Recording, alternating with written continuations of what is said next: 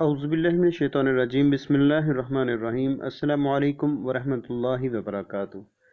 कैसे हैं आप लोग डियर स्टूडेंट्स? उम्मीद करता हूँ खैर-ओ-आफ़ियत से होंगे।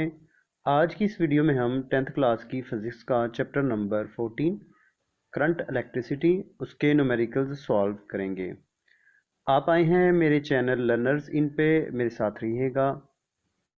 न्यूमेरिकल्स सॉल्व करने से पहले हम फार्मूले देखते हैं। W बराबर आई स्केयर आर टी, यहाँ पे आई करंट है, ठीक है। R जो है ये रेजिस्टेंस है और ये टाइम है T। पावर बराबर है वी आई के, V बराबर है आई आर के बराबर। तो आई वी की जगह हम आई आर लिखेंगे और ये आई वैसे साथ होगा, तो जब ये आई इस आई के साथ मल्टीप्लाई होगा तो आई स्केयर हो जाएगा, यानी V बराबर है आई आर। और आई ये पहले से एक मौजूद था, उसने इसके साथ मल्टीप्लाई हुआ तो आई स्केयर हो गया। मैं इसकी तफसील आपको बाद में बताता हूँ। तो आई को V बटा आर भी लिख सकते हैं, जैसे आई बराबर है V और ये वाला R इसके नीचे आ जाएगा, ठीक है। V बराबर है आई आर के, और जैसे मैंने अभी अर्ज की यहाँ पे V बराबर है आई आर के, तो इस V की जगह हम आई आर लिख देंगे ये वाला। तो आई एक हमारे पास पहले से मौजूद है तो आई स्केयर हो जाएगा, ठीक है। तो आई की जगह हम ये भी लिख सकते हैं, आई की जगह R इसके नीचे आ जाएगा V बटा आर। तो इस आई की जगह हमने V बटा आर लिखा, ठीक है। तो आर का वी का स्केयर होगा और नीचे आर का स्केयर होगा, आर आर से कट जाएगा तो एक आर नीचे रह जाएगा। आप इसको पुट कीजिए, ठीक है। इसमें बराबर है क्यू बटा टी के, क्यू चार्ज है और टी से मुराद टाइम है और आई से मुराद करंट। रेजिस्टेंस अगर सीरीज तरीके से जोड़े गए हैं तो ये इक्विवेलेंट रेजिस्टेंस बराबर होगी R1 प्लस R2 के। अगर रेजिस्टेंस जो हैं ये पैरेलल तरीके से जोड़े गए हैं तो 1 by equivalent resistance is equal to 1 by R1 plus 1 by R2 के बराबर होता है। यानी पैरेलल के लिए आपने बटे में लिखना है, और रेजिस्टेंस अगर सीरीज तरीके से जोड़ेंगे तो उनको आप लोग सीधा सीधा इसमें प्लस सेंटर में लिख दीजिएगा। एनर्जी आपने फाइंड आउट करनी है किलोवाट आवर में, तो आप लिखेंगे पावर वाट में लेंगे, वक़्त घंटों में बटा 1000, ठीक है। किलो हज़ार, तो वाट आवर, वाट पावर इसका यूनिट वाट लिखेंगे और वक़्त ये आवर्स में होगा, ठीक है। किलोवाट आवर में, वक़्त घंटों में, पावर वाट उसका यूनिट होगा, ठीक है। और हज़ार के साथ तकसीम कर देंगे इसको। तो अब आपने कीमतें बिजली निकालनी है, बिजली की कीमत, कीमत इलेक्ट्रिसिटी, तो पावर ज़रब वक़्त बटा 1000, ये उसी तरह होगा। और इसको मल्टीप्लाई कर देंगे कीमत फ़ी यूनिट के साथ, जो एक यूनिट की कीमत होगी उसके साथ इसको मल्टीप्लाई कर देंगे। कीमत इलेक्ट्रिसिटी महाना आप फाइंड आउट करना चाहते हैं तो इसको बाद में क्या करेंगे, इसी फार्मूले को 30 के साथ मल्टीप्लाई कर देंगे, ठीक है जी। अब हम अहम कीमतें और यूनिट्स की बात करते हैं। 1 मिली एम्पेयर 10 की कुव्वत 3 एम्पेयर के बराबर होता है, यानी यहाँ पे 10 की कुव्वत -3 होगा। 1 मिली एम्पेयर 10 की कुव्वत -3 एम्पेयर, यानी 1 एम्पेयर का 1000वां हिस्सा। एक यानी इसको आप ऐसे भी लिख सकते हैं, एम्पेयर बटा 1000 बराबर है 1 milli ampere. 1 mega ohm, mega 10 की कुव्वत 6, ठीक है। किलो 10 की कुव्वत 3। करंट का यूनिट जो है वो एम्पेयर है, तो इसका कॉलम पर सेकंड भी है। वोल्टेज का यूनिट जो है वो वोल्ट, जॉल पर सेकंड, जॉल पर कॉलम भी है। रेजिस्टेंस का यूनिट जो है ओहम, ठीक है, वोल्ट पर एम्पेयर है। पावर का यूनिट वाट है, जॉल पर सेकंड। इलेक्ट्रिकल एनर्जी का यूनिट है जी जॉल, ठीक है, या वाट सेकंड।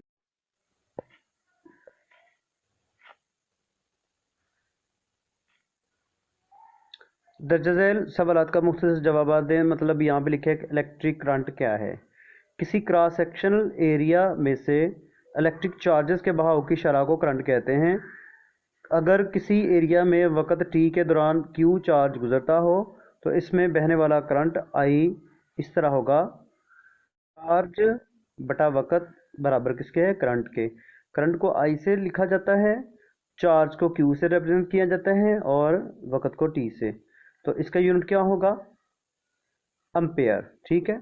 चार्ज, इसका यूनिट कॉलम, और टी का सेकंड, कॉलम पर सेकंड या एम्पेयर। तो एक एम्पेयर क्या हुआ फिर, क्या अगर किसी करंट के क्रॉस सेक्शन बल्कि कि कोई सर्किट है, कोई क्रॉस वायर है, अगर किसी वायर के क्रॉस सेक्शनल एरिया से एक सेकंड में एक कॉलम चार्ज गुजरे तो गुजरने वाला करंट एक एम्पेयर के बराबर होता है, ठीक है। इसके बाद है जी इलेक्ट्रोमोटिव फोर्स। ये वो एनर्जी है जो बंद सर्किट में से गुजरने के लिए बैटरी यूनिट पॉजिटिव चार्ज को मुहैया करती है। यानी बैटरी क्या करती है कि जब चार्ज गुजर के दोबारा बैटरी में आता है तो बैटरी एक टर्मिनल से उसे उठाती है और दूसरे हाई पोटेंशियल जो टर्मिनल होता है उसके ऊपर फेंकती है, तो उसको कुछ ना कुछ बैटरी को वर्क करना पड़ता है, ठीक है। तो वो बैटरी की फोर्स होती है जिसको इलेक्ट्रोमोटिव फोर्स, यानी इलेक्ट्रॉन्स को वो मोशन में लेके आती है, धक्का लगाती है पीछे से, ठीक है जी। जिस तरह एक पाइप हो, उसमें से पानी गुजर के दोबारा उसी होस में आ रहा हो, तो पंप क्या होता है, उसको धक्का लगा के फिर ऊपर चढ़ाता है, ऊपर से फिर पानी नीचे आ जाए और पंप दोबारा से उसको धक्का लगाता है, तो ये पंप का काम करती है। तो एनर्जी डब्ल्यू बटा चार्ज क्यू, ईएमएफ इसको ई के साथ रिप्रेजेंट किया जाएगा और यूनिट इसका होगा जॉल पर कॉलम। अब एक नज़र ओम के कानून को देख लेते हैं। अगर किसी कंडक्टर के टेम्परेचर और तिब्बी हालत फिजिकल स्टेट में तब्दीली रूनमा ना हो तो इसमें से बहने वाले करंट की मिकदार यानी आई जो है करंट की मिकदार वो डायरेक्टली प्रोपोर्शनल होती है पोटेंशियल डिफरेंस के, ठीक है जी। इसको हम हिसाबी सूरत में इस तरह लिखेंगे, v डायरेक्टली प्रोपोर्शनल है आई के, v बराबर है आई आर के, ठीक है जी। यहाँ पे डायरेक्टली प्रोपोर्शनल को आप ख़त्म करेंगे, उसकी जगह बराबर और कांस्टेंट लिखेंगे, तो ये r है जो कि रेजिस्टेंस है। यहाँ r प्रोपोर्शनलिटी कांस्टेंट है और कंडक्टर की रेजिस्टेंस है, ठीक है। अगर करंट आई और पोटेंशियल डिफरेंस v के दरमियान ग्राफ बनाया जाए तो हमें एक सीधी लाइन यानी ख़त मुस्तकीम हासिल होता है।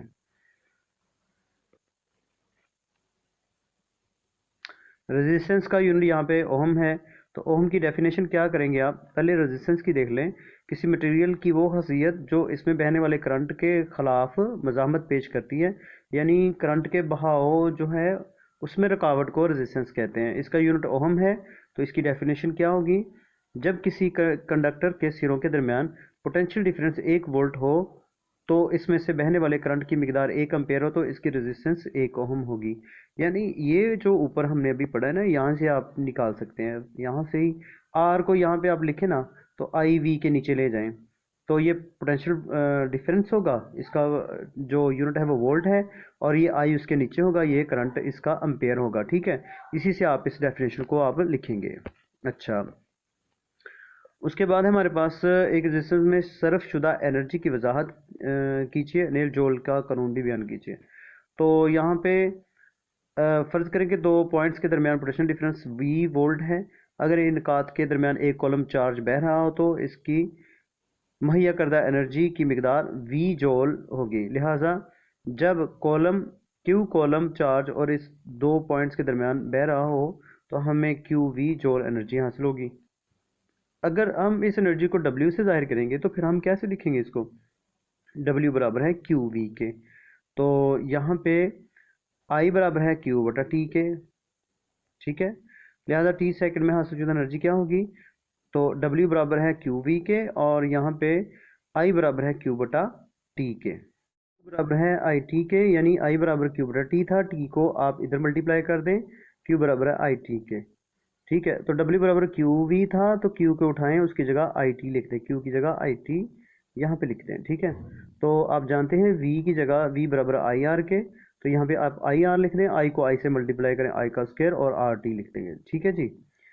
तो इसको ऐसे भी लिखा जा सकता है कि आर टी उसी तरह लिख दें सारा और I की जगह आप V बटा आर लिख दें, तो V बटा आर लिखेंगे ना तो V का स्क्वायर बटा आर का स्क्वायर, आई एक आर नीचे वाला ऊपर वाले से कट जाएगा, ये आप खुद से कीजिए। यहाँ पे सिर्फ आई को आप लिखें, आई का स्क्वायर है ना, यहाँ पे ब्रैकेट बना लें, आई की जगह आप वी बटा आर लिखेंगे और कैंसिल आउट करें, ये खुद से कीजिए। जोल का कानून ये है कि किसी रेजिस्टेंस में बहने वाले करंट इलेक्ट्रिक करंट की वजह से हीट एनर्जी पैदा होती है, ये वाली हीट एनर्जी जिसकी मिकदार करंट आई के मुरब्बा, करंट आई का जो स्क्वायर है उसके, और रेजिस्टेंस आर और वक़्त टी, और ये टी के हासिल ज़रब के बराबर, यानी टी वक़्त, ठीक है, रेजिस्टेंस आर और जो करंट है उसका मुरब्बा आई स्क्वायर, इन तीनों के हासिल ज़रब के बराबर होती है जो हीट पैदा होती है। किसी भी रेजिस्टेंस में से जब करंट गुजरता है तो जो हीट पैदा हमें होती है, जो हमें हीट मिलती है, वो डब्ल्यू बराबर आई का स्क्वायर आर टी के बराबर होती है।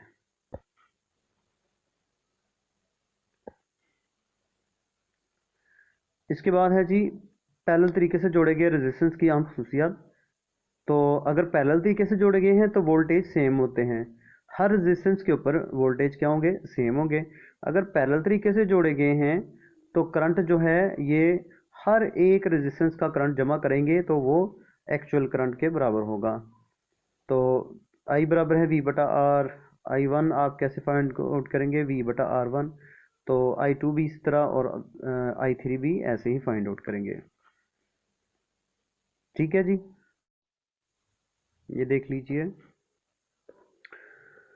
अगर इनको सीरीज तरीके से आपने जोड़ा है किनको, रेजिस्टेंस को, तो आई बराबर होगा आई वन के, आई टू के, और इसी तरह आई थ्री के, यानी तीन जो करंट होगा ना, तो ये सारा सेम होगा, हर एक को एक जैसा करंट मिलेगा।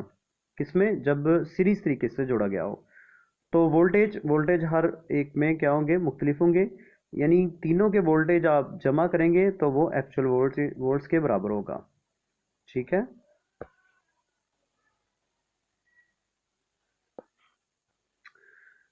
अच्छा, इलेक्ट्रिक पावर वो बराबर है P बराबर है वी आई के। ये जी इनके स्क्रीनशॉट ले लीजिए।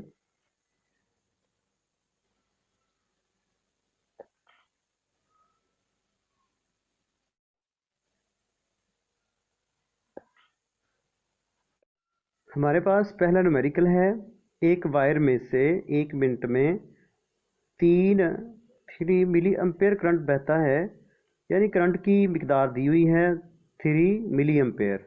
ठीक है, 1 मिनट यानी 60 सेकेंड्स टाइम दिया गया है। तो वायर में कितना चार्ज गुजर रहा है, हमने चार्ज की मिकदार मालूम करनी है। हमारे पास ऊपर फार्मूला मौजूद है, ये आई बराबर है क्यू बटा टी, टी को आई के साथ मल्टीप्लाई कर देंगे और क्यू की कीमत इस तरह फाइंड आउट कर लेंगे। आप वीडियो को स्टॉप करके उसके बाद खुद कीजिए, फिर उसके बाद आप देखिए इसका कैसे सोल्यूशन होता है। तो यानी करंट दिया गया था आई बराबर है 3 मिली एम्पेयर, तो मिली 10 की कुव्वत 3, ठीक है, तो 10 की कुव्वत 3 एम्पेयर। ठीक है, तो इसके बाद टी बराबर होगा 1 मिनट, टी बराबर है 1 मिनट में 60 सेकेंड्स होते हैं, तो क्यू मालूम करना है। तो यहाँ पे हम करेंगे आई ज़रब टी। ठीक है, तो आई की जगह 3 और टी की जगह 60। और यहाँ पे ये गलती है कि 10 की कुव्वत -3 है, मिली है ना, मिली, तो मिली का मायने 10 की कुव्वत -3 होता है। तो यहाँ पे 10 की कुव्वत यहाँ पे -3 आएगा, और 60 को 3 के साथ मल्टीप्लाई करें 180, और 10 की कुव्वत -3। नेक्स्ट न्यूमेरिकल हमारे पास, अगर आपके जिस्म की रेजिस्टेंस दी गई है जी, नेक्स्ट न्यूमेरिकल है हमारे पास 14.2।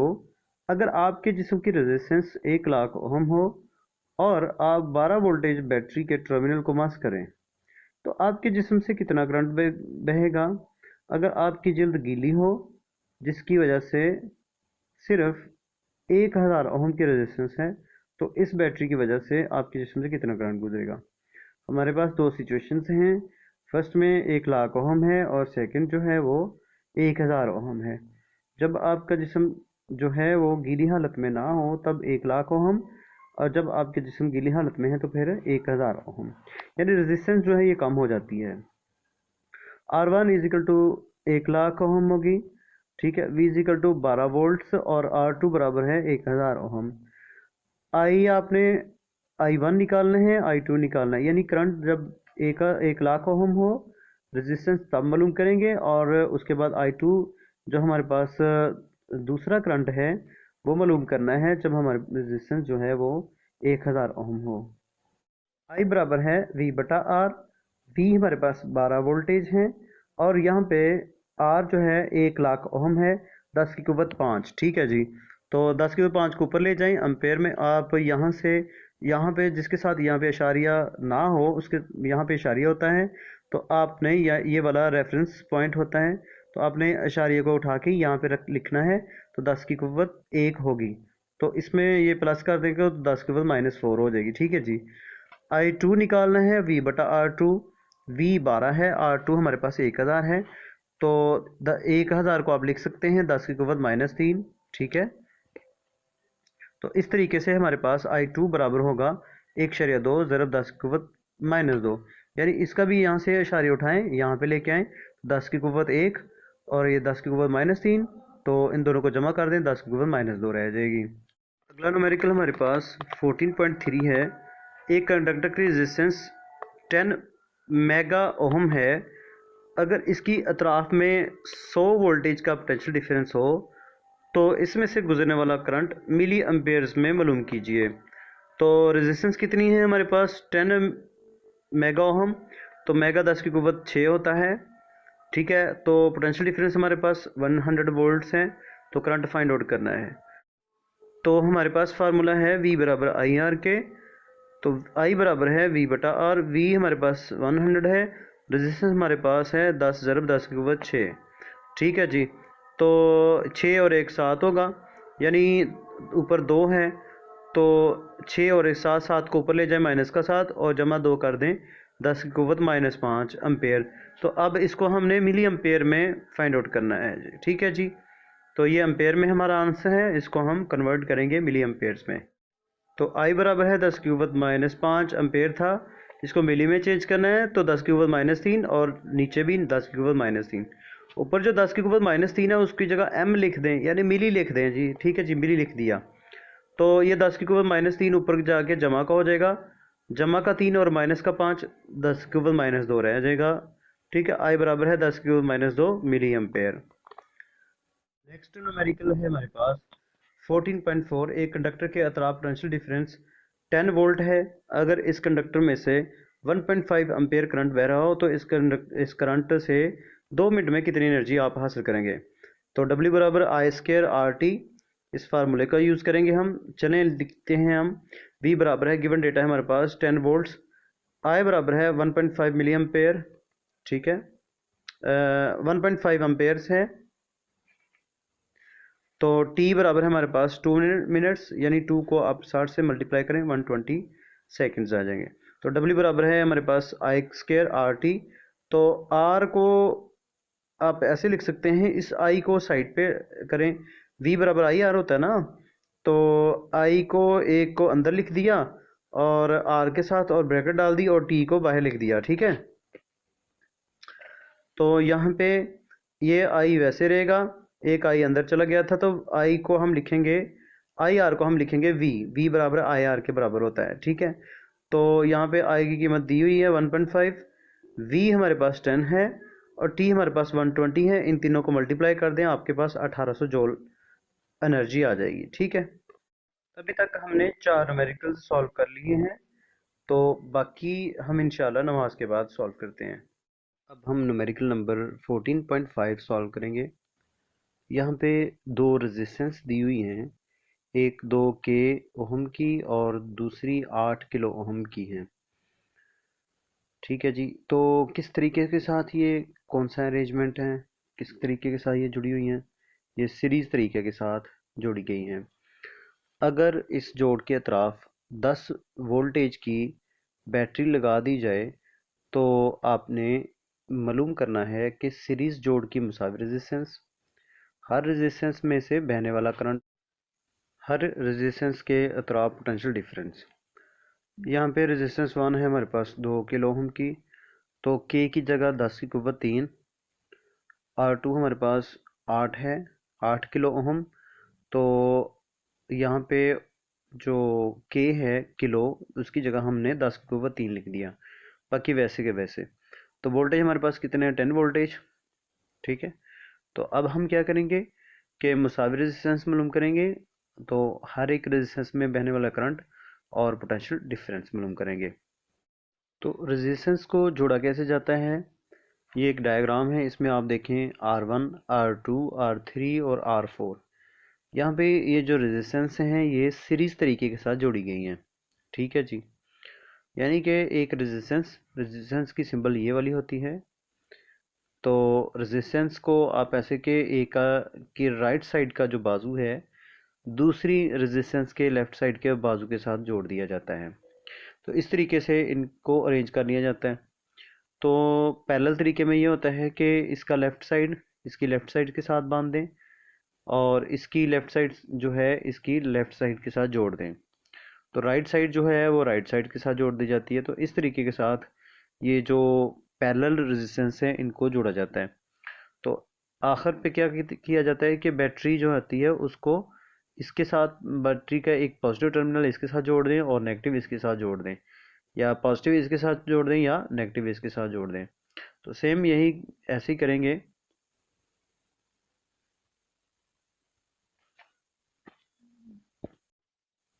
तो सेम इसके साथ होगा कि यहाँ पे बैटरी की एक साइड यहाँ पे जोड़ देंगे और दूसरी साइड यहाँ पे जोड़ देंगे। जैसे ये बैटरी है तो पॉजिटिव टर्मिनल आपने रेजिस्टेंस के इस साइड पे जोड़ दिया। तो आगे जो रेजिस्टेंस है अगली जो रेजिस्टेंस है इसका लेफ्ट साइड का जो बाजू है उसको इस वाली जो पहले वाली रेजिस्टेंस है उसके राइट साइड वाले बाजू के साथ जोड़ देंगे। तो ये जो रेजिस्टेंस जोड़ी गई हैं ये सीरीज तरीके के साथ जोड़ी गई हैं। तो हमने मुसावी रेजिस्टेंस मालूम करनी है। तो वोल्टेज ठीक है V1 और V2 फाइंड आउट करना है दोनों रेजिस्टेंस के ऊपर और करंट मालूम करेंगे। हम जानते हैं कि जो रेजिस्टेंस है अगर उनको सीरीज तरीके से जोड़ा जाए तो उन दोनों का मजमुआ होता है मुसावी रेजिस्टेंस के। तो जो इक्विवेलेंट रेजिस्टेंस है वो बराबर होगी 2 किलो ओहम और 8 किलो ओहम दोनों को प्लस कर दें 10 किलो ओहम। तो अब हम करंट फाइंड आउट करना चाहते हैं। तो हमें पता है कि अगर रेजिस्टेंस सीरीज तरीके के साथ जोड़ी गई हूँ तो करंट हर एक रेजिस्टेंस में एक जैसा बहता है। तो I बराबर होगा I1 के और बराबर होगा I2 के। I बराबर है V बटा आर ई। तो पोटेंशियल डिफरेंस की तरह 10 और यानी मुकम्मल जो टोटल जो पोटेंशियल डिफरेंस था वो था 10। तो I is equal to V over R E, V की जगह 10 और आर ई की जगह मुसावी रेजिस्टेंस की जगह 10 ज़रब 10 की कुव्वत 3। ठीक है, जो 10 किलो ओम था जो दोनों रेजिस्टेंस का मजमुआ था, यानी 2 एक का था और 8 एक। ठीक है, 8 किलो ओहम और 2 किलो ओहम 10 किलो ओहम। तो किलो की जगह 10। ठीक है, तो ये 10 से कट गया, 10 की कुव्वत ऊपर जाके -3 हो जाए, यहाँ पे माइनस होगा। ठीक है, 10 की कुव्वत -3 जो है वो मिली के बराबर होता है। 1 की जगह 1, अम्पेयर की जगह अम्पेयर और 10 की कुव्वत -3 मिली। ठीक है जी, 1 मिली अम्पेयर हो जाएगा। अब हमने पोटेंशियल डिफरेंस फाइंड आउट करना है, चूंकि सीरीज तरीके के साथ लगाए गए हैं तो इस लिहाज से पोटेंशियल डिफरेंस इनके लिए मुख्तलिफ होगा। पहले रेजिस्टेंस पर पोटेंशियल डिफरेंस V1 बराबर है IR1। यहाँ पे एक बात याद रखें कि सीरीज तरीके के साथ अगर जोड़ी गई हूँ तो पोटेंशियल डिफरेंस जो है वो मुख्तलिफ होगा, करंट एक जैसा होगा। अगर पैरेलल होगा तो करंट मुख्तलिफ होगा और पोटेंशियल डिफरेंस सेम होगा। मसलन आपने इसको याद करना हो तो बस एक पॉइंट को याद रखें कि हमारे घरों में जो सर्किट्स लगाए जाते हैं ये पैरेलल तरीके से लगाए जाते हैं, और अगर पंखा आपने ऑन करना है, बल्ब ऑन करना है तो हर एक को 220 वोल्टेज हम प्रोवाइड करते हैं, यानी वोल्टेज सेम होते हैं। ठीक है, और याद रखें कि हमारे घरों में जो ये सर्किट्स लगाए जाते हैं किस तरीके से हैं, पैरेलल तरीके से, और वोल्टेज एक जैसे होते हैं, बस ये याद रखें। तो फिर करंट मुख्तलिफ होगा। ठीक है, सीरीज के तरीके से लगाएंगे तो वोल्टेज मुख्तलिफ होंगे, करंट एक जैसा होगा। फिर से सुनिए, ये जो पैरेलल तरीके से लगाए जाते हैं जैसे हमारे घरों में सर्किट्स लगाए जाते हैं इनमें पोटेंशियल डिफरेंस एक जैसा होता है, यानी V की कीमत एक जैसी होती है। V1 बराबर V2 V3 इस तरह। अब पहली रेजिस्टेंस पर पोटेंशियल डिफरेंस V1 बराबर है IR1। तो आई की जगह कीमत उसकी 10 की पावर -3, और जो हमारे पास पहली रेजिस्टेंस थी उसकी कीमत क्या थी जी, उसकी कीमत थी 2 किलो ओम, ठीक है। और करंट था 10 की पावर -3, तो 2 को 1 से मल्टीप्लाई करें 2 आ जाएगा, 10 की पावर -3 और प्लस का 3 कैंसिल हो जाएंगे, ठीक है। तो पोटेंशियल डिफरेंस 2 वोल्टेज होगा। दूसरी के लिए V2 is equal to I R2, तो I की कीमत जो है वो 10 की पावर -3, और R2 जो रेजिस्टेंस है उसकी कीमत 8 किलो ओम थी। 8 से ज़रब 10 की पावर 3, तो ये और ये कैंसिल हो जाएंगे, और 8 को 1 से मल्टीप्लाई करें 8, तो दूसरे जो वोल्टेज हैं वो हमारे पास 8 वोल्टेज हो जाएंगे। नेक्स्ट न्यूमेरिकल है हमारे पास कि 6 किलो ओम और 12 किलो ओम की दो रेजिस्टेंस पैरेलल तरीके से। अब ये जो क्वेश्चन था बिल्कुल इसी तरीके से है, लेकिन इसमें आप लोगों ये बस ये फ़र्क है कि ये पैरेलल तरीके से था, पिछला सीरीज तरीके से था। अगर इस जोड़ के अतराफ 6 वोल्टेज की बैटरी लगाई जाए तो मंदादर मिकदारों की कीमत मालूम कीजिए। पैरेलल जोड़ की मुसावी रेजिस्टेंस बी, हर रेजिस्टेंस में से बहने वाला करंट, हर रेजिस्टेंस के अतराफ पोटेंशियल डिफरेंस फाइंड आउट करेंगे। R1 बराबर है 6 किलो ओम, 6 से 10 के ऊपर 3। R2 है हमारे पास 12 किलो ओम, यानी 12 ज़रब 10 के ऊपर 3 ओम। तो बैटरी कितनी है हमारे पास 6 वोल्टेज की। पीछे भी इसी तरह दो रेजिस्टेंस दी हुई थी और 10 वोल्टेज की बैटरी थी। इसमें ज़रा 6 वोल्टेज की बैटरी है, और पिछले में सीरीज तरीके के साथ जोड़े गए थे रेजिस्टेंस, इसमें पैरेलल तरीके से जोड़े गए हैं। यहाँ पे हमारे पास अब हम मालूम करेंगे जी RE मुसावी रेजिस्टेंस। आप जानते हैं जो सीरीज तरीके से लगाई गई थी वो R is equal to R1 plus R2 था, तो इसमें ऐसे नहीं है, इसमें 1/RE is equal to 1/R1 plus 1/R2 होगा, ठीक है। तो जो दो हमारे पास रेजिस्टेंस दी हुई हैं वो 6 किलो ओम की थी और 12 की। आपने एलसीएम ले लेना इनका, ठीक है। एलसीएम लेने के बाद 3/12 इसका आंसर, 3×4=12, तो मसावी रेजिस्टेंस हमारे पास आ जाएगी जी 4 किलो ओम। अब हमने करंट मालूम करना है पहली रेजिस्टेंस में से, और फिर हमने करंट मालूम करना है सेकंड रेजिस्टेंस में से। तो पहली रेजिस्टेंस में करंट की मिकदार होगी I1 is equal to V1/R1, ठीक है। तो ये फार्मूला है। तो V1 हमारे पास कितना था 6 वोल्टेज, और R1 हमारे पास क्या है 6 ज़रब 10 की पावर 3, यानी 6 किलो ओम का की रेजिस्टेंस थी। तो बैटरी कितने वोल्टेज की थी 6 वोल्टेज की, ठीक है जी। तो इस तरीके के साथ ये 6 कट गया और 10 की पावर -3 होगी, ये -3 होगा, ठीक है। तो ये मिली में चेंज कर लें इसको एम्पेयर, और ये 10 की पावर -3 मिली एम्पेयर। तो I2 बराबर होगा V2/R2, ठीक है।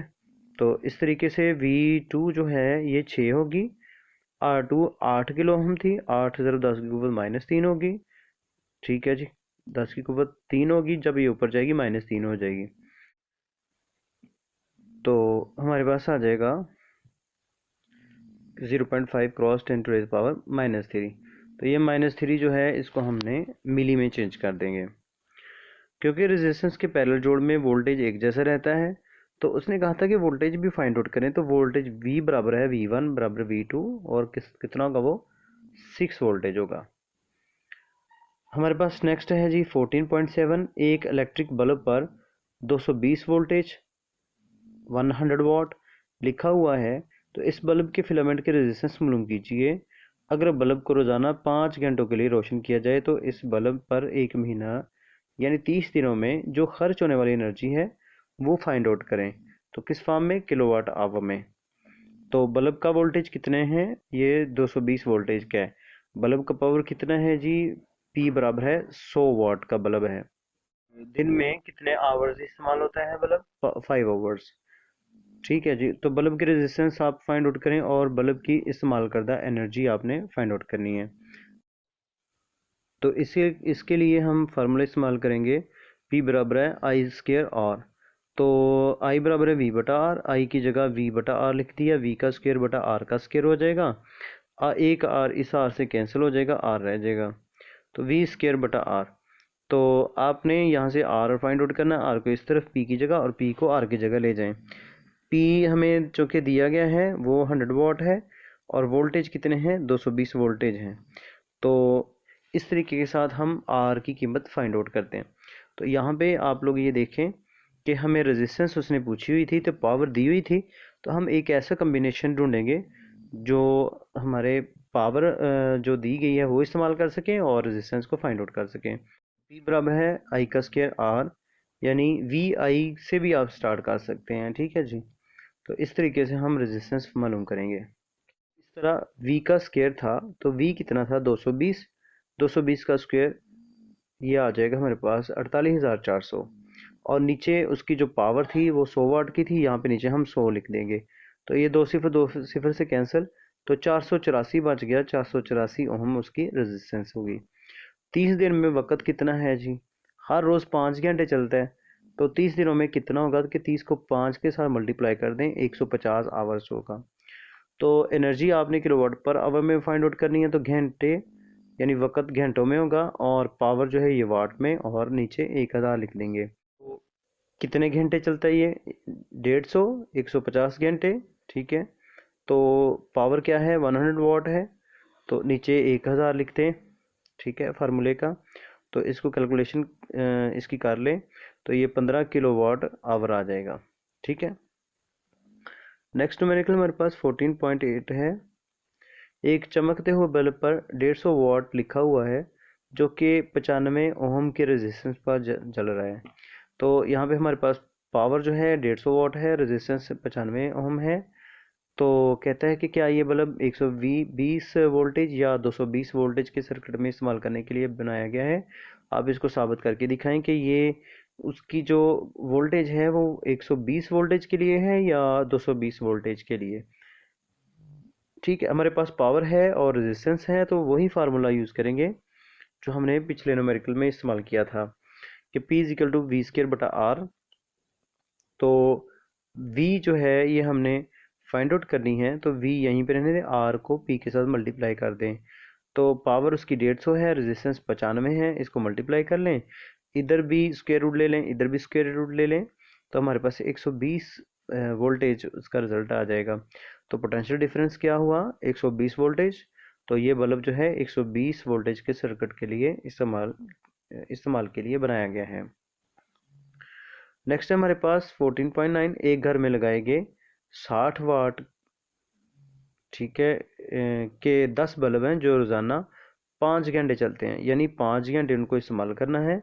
10 बल्ब हैं और उनकी पावर जो है वो 60 वाट की है। नंबर 2 पे हमारे पास है जी 75 वाट के 4 पंखे हैं जो रोज़ाना 10 घंटे चलते हैं। 250 वाट का एक टीवी है जो रोज़ाना 2 घंटे चलता है।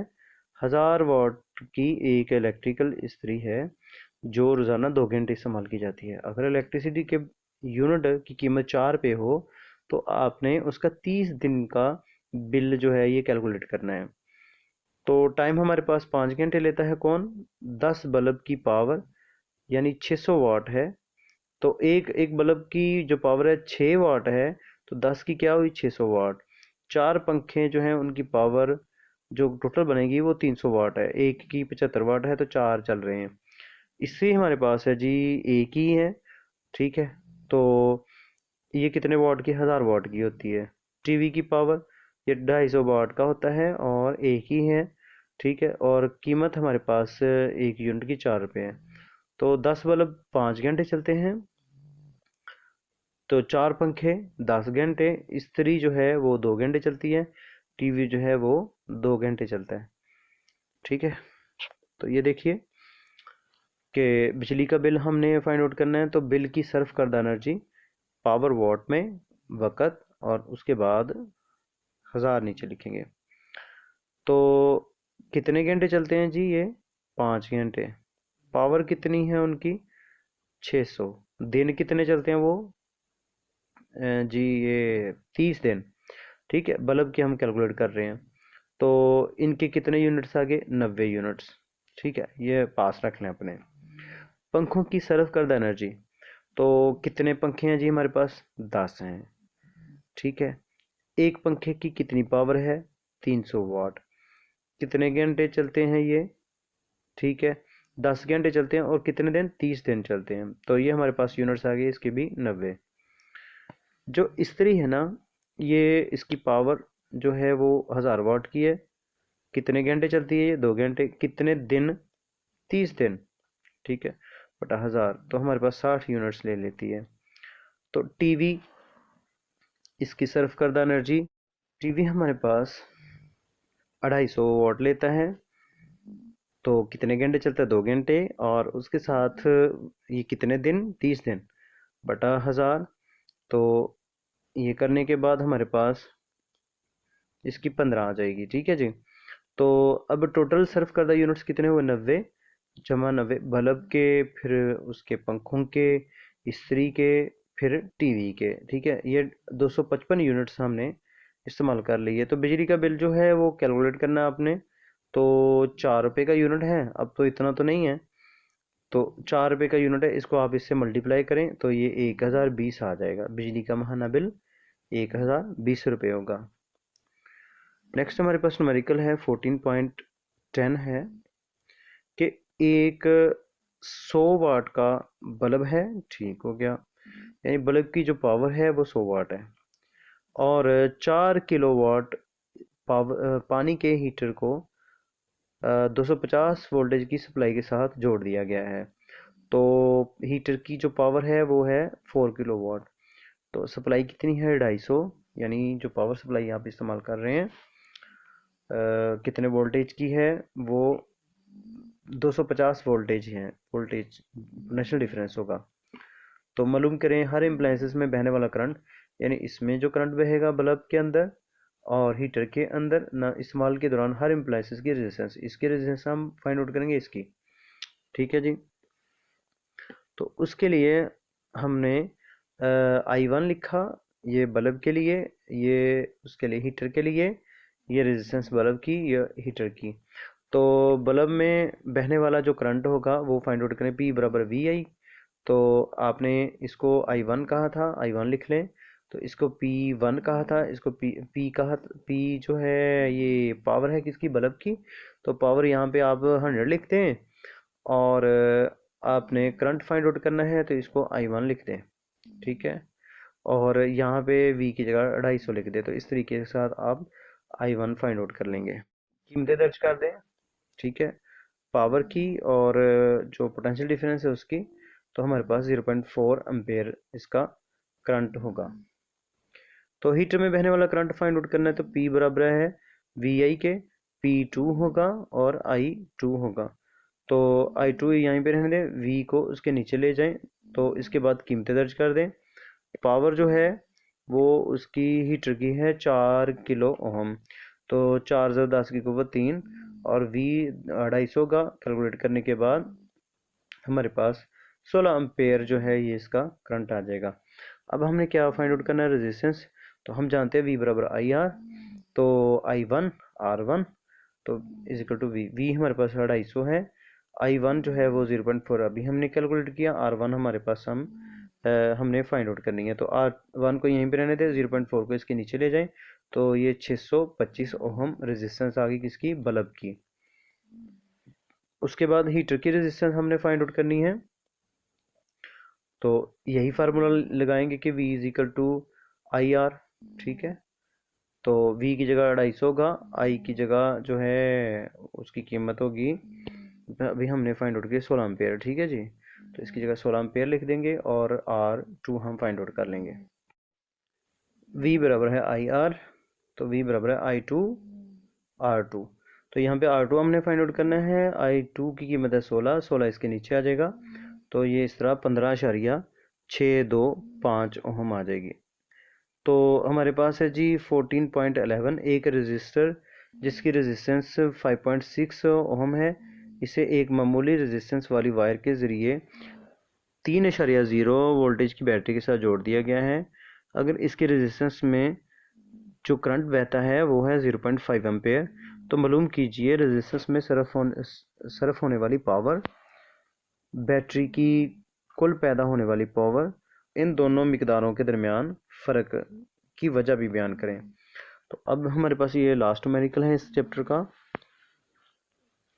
रेजिस्टेंस जो रजिस्टर जो हैं उनके रेजिस्टेंस हमारे पास है 5.6, ठीक है। वोल्टेज हैं 3 वोल्टेज, करंट हमारे पास जो है वो 0.5 एम्पेयर। तो रेजिस्टर्स में सर्फ होने वाली जो पावर है वो है P इजिकल टू आई का स्केयर आर। तो आई स्केयर को साइड पे कर दें, आई की कीमत 0.5 है और आर जो है वो 5.0 है। तो इस तरह पावर हमारे पास आ गई 1.4। अब हम बैटरी की कुल पैदा होने वाली पावर फाइंड आउट करेंगे। P बराबर है वी आई के। आई की कीमत 0.5 है और V की कीमत 3 है।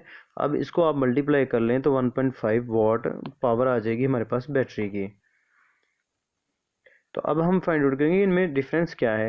इसमें 1.4 है और इसमें 1.5, एक का फ़र्क है। तो वो क्यों है? इसका जवाब ये है कि कुछ पावर बैटरी की अंदरूनी रेजिस्टेंस की वजह से ज़ाया हो जाती है। ठीक है जी, तो ये इसका आंसर था। तो उम्मीद है कि आप लोगों को समझ आ गई होगी। तो न्यूमेरिकल्स को, अगर कोई भी न्यूमेरिकल उसकी समझ आपको ना आए तो उसको दोबारा देखिए और इन न्यूमेरिकल्स को खुद सॉल्व करने की कोशिश कीजिए। तो दुआ करता हूँ अल्लाह ताला आप लोगों का हामी नासिर हो। जज़ाकल्लाह। अस्सलामु अलैकुम वरहमतुल्लाहि वबरकातुहू।